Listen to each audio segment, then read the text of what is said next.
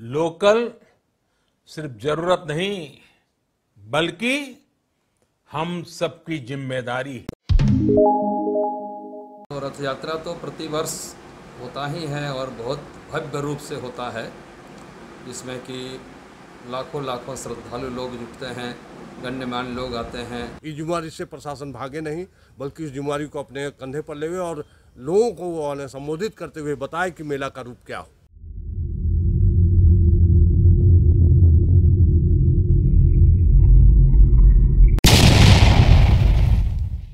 झारखंड के सबसे बड़े रथ यात्रा पर भी कोरोना वायरस का संकट नजर आ रहा है। रांची बड़कागढ़ में रथ यात्रा की परंपरा 229 सालों से चली आ रही है। वर्षों पुरानी यह परंपरा इस बार टूट सकती है।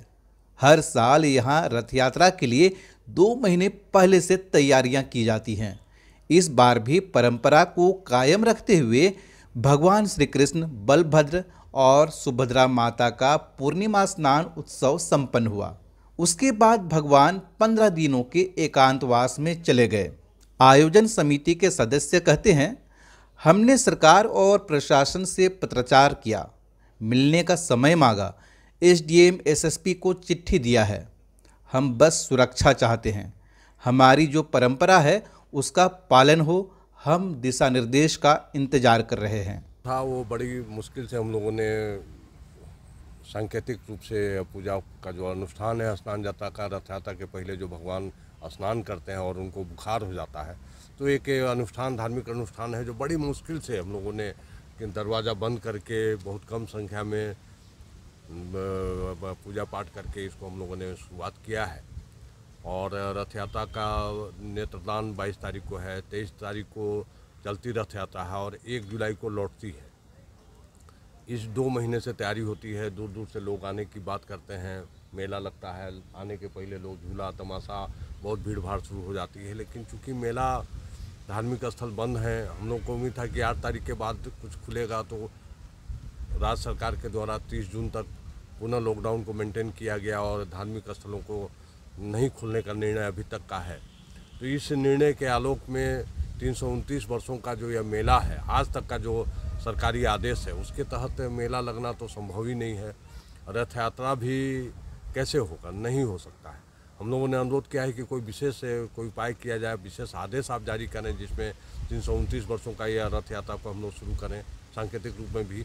तो उस पर भी कोई राज्य सरकार का, मुख्यमंत्री हेमंत सोरेन जी का या सरकार के स्तर से कोई तरह का आदेश अभी तक नहीं है। और जब तक आदेश नहीं आता है रथ यात्रा का, तो कहना मुश्किल है कि क्या होगा। रथ तो संभव नहीं दिख रहा है अभी तक का आदेश में। कल अगर कोई आदेश आ जाता है तो हो सकता है, लेकिन अभी तक में संभव नहीं है। अभी तक यहाँ रथ यात्रा के लिए सिर्फ औपचारिकता ही चल रही है। अभी भी असमंजस की स्थिति है।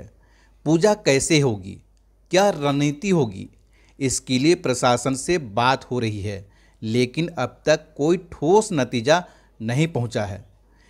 इस पर किसी प्रकार का सरकारी दिशा निर्देश अभी तक नहीं आया है। मंदिर के पुजारी ने कहा, हम इसका पूरा ध्यान रख रहे हैं कि सरकार और प्रशासन को साथ लेकर ही पूजा करेंगे और भक्तों की सुरक्षा का भी पूरा ध्यान रखेंगे। मेरा नाम रामेश्वर पाढ़ी है, हम मंदिर के पुजारी हैं। तो रथ यात्रा तो प्रतिवर्ष होता ही है और बहुत भव्य रूप से होता है, जिसमें कि लाखों लाखों श्रद्धालु लोग जुटते हैं, गण्यमान्य लोग आते हैं और भी बहुत लोग रहते हैं।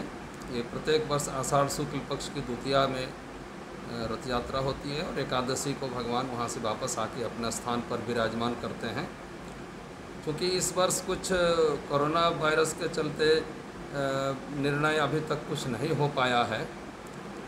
जब तक मैंने कुछ सरकारी आदेश या फिर न्यास समिति के लोगों के बीच में बैठ कर के कोई निर्णय जब तक नहीं लेता है, तब तक इस संबंध में हम कुछ नहीं बता पाएंगे। समय आने से इसका भी अखबार से या आप लोग के सब माध्यम से सबको समाचार दिया जाए।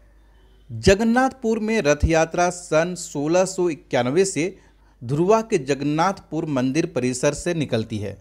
इस दौरान भव्य मेला लगता है। रथ मेला में झारखंड के अलावा छत्तीसगढ़, ओडिशा, बिहार और बंगाल के लोग भी प्रत्येक साल रांची आते हैं। कई दुर्लभ उपयोगी सामान इस मेला में मिलते हैं जो आम दिनों में बाजारों में नहीं मिलते। मछली का जाल, झूला, घरेलू सामान, किचन के सामान, फर्नीचर, बांसुरी, तरह तरह के खिलौने आदि के सैकड़ों स्टॉल यहाँ लगते हैं। इस कारोबार से जुड़े लोगों को इस बार काफ़ी निराशा हुई है। आप देखते रहिए लोकल खबर। आज से हर भारतवासी को अपने लोकल के लिए वोकल बनना है।